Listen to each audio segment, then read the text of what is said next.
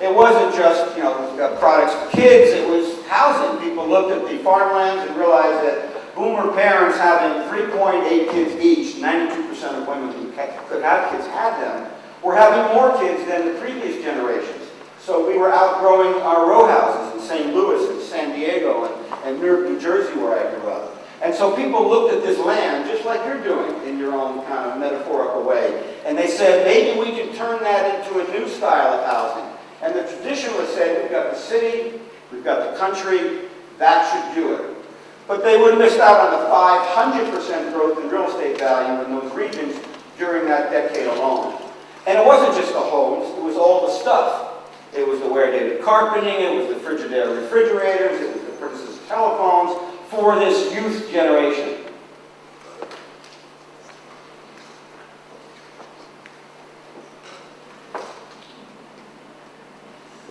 I could have taken the early 1960s, an old guy in the sixth decade of life who sold Mixmaster blenders door to door because he spent his time in diners.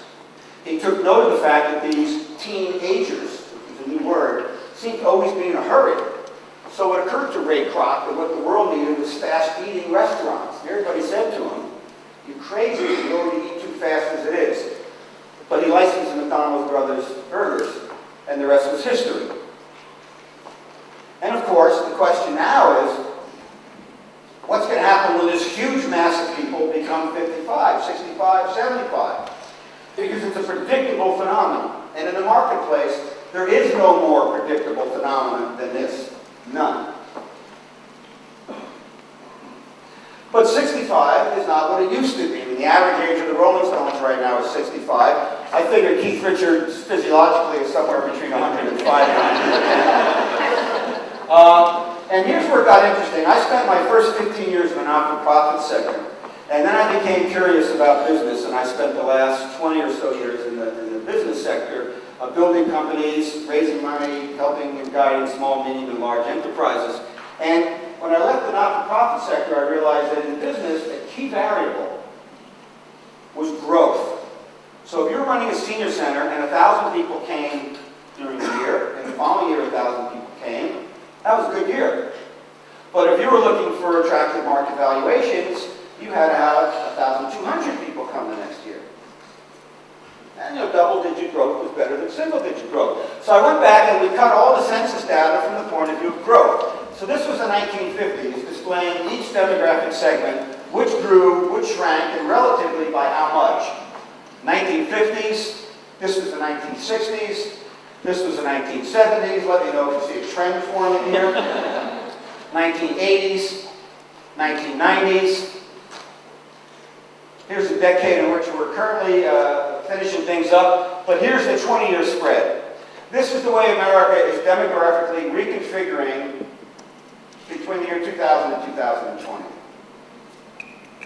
Now I have to tell you, I can't even impress upon you how many people I met with in Singapore and Kuala Lumpur and London and Germany and everywhere who control enormous amounts of capital look at this and are stunned.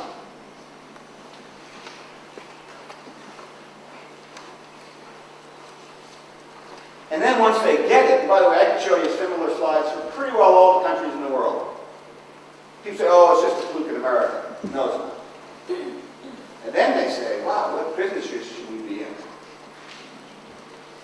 And the image I have with regard to the boomers, it's like you've got the 78 million pound elephant that's migrating across the lifeline, which only goes one way. And yet for a half century, the way most marketers and the way most capital has pursued this generation is they wait for it to pass, and then they try to shoot arrows at its butt. From my point of view, you want to hit the jackpot, you get out a little bit in front, and you dig a big hole.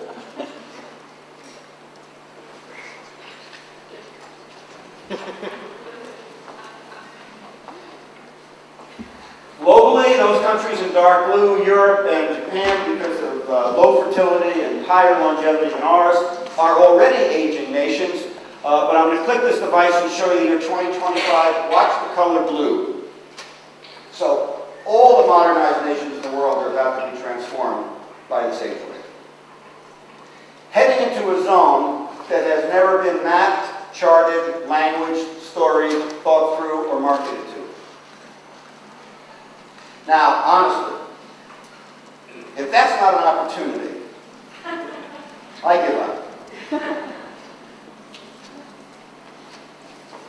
Third point, and I could do this in a lot of different categories, but I thought I would show you at least the way I and my firm are trying to convince people of the opportunity. People say, well, yeah, but we've got to target the youth. You know, we're a bank and young people, that's where the action is. Well, great idea, but they have no money.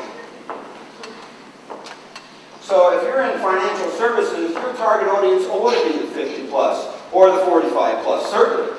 Look at the world of life insurance, which now is going through this massive reorganization of their product away from death benefits to guaranteed lifetime income.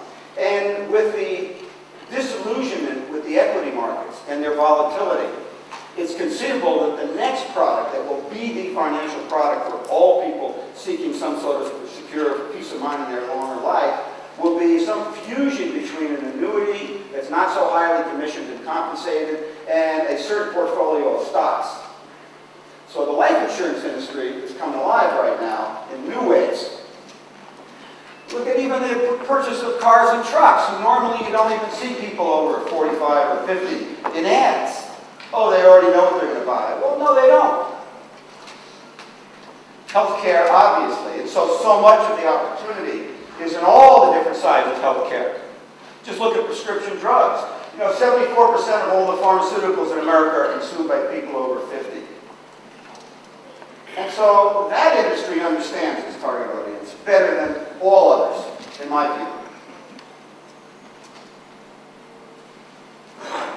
But it's also, look at home appliances. The key zone in there is sort of 45 to 64. Furniture, big spike up. As people kind of empty nest or remodel or buy a second home or downsize, all of a sudden, instead of the young couple that buys a couch the first year and then a dining room table the next year, older couple buys an entire house of furniture.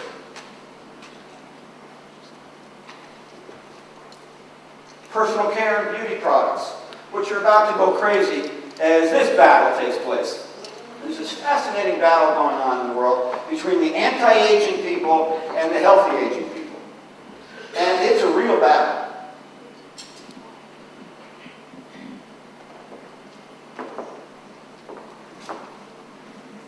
Airline industry. If we look between 45 and 64, there's a huge population of people traveling and seeking to travel. Out-of-town trips. Why? Because people have more free time. Normally we think of marketplace opportunity in terms of discretionary dollars. I'm quite fascinated by discretionary time. All of a sudden people become empty nesters. They get 7 nights a week to do something. Or people retire or partially retire. They might have 3 or 5 or 9 or 12 months a year where they can travel or learn or go to the theater or take classes or volunteer.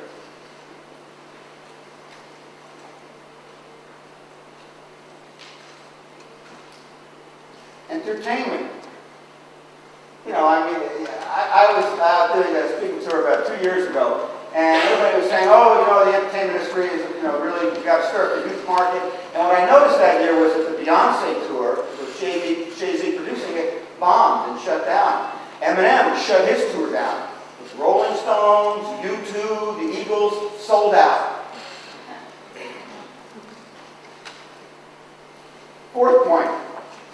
I think a very important point. New beginnings. Historically, people have lived what I'll call a linear life plan. You learned, you worked, you rested, you died. You learned, by the way, and then you fell in love, and it always lasted till the last breath you took. That was a pattern. The wife always did that. The husband always did that. The kids, they turned out perfect. And then right before you died, you took a cruise. By the way, that's not oversimplifying, but that was the model.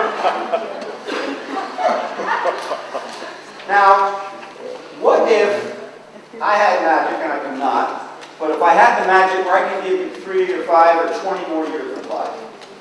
Don't say anything, but where would you put them? So I got lucky a couple of years ago. I got featured on 60 Minutes And I was very excited, very nervous. I flew to New York, and Morley Safer introduced me around the studio, and he said, Ken Dychtwald here has talked to more people about aging than any human being in the history of the world, which might be true. And he talks now to right around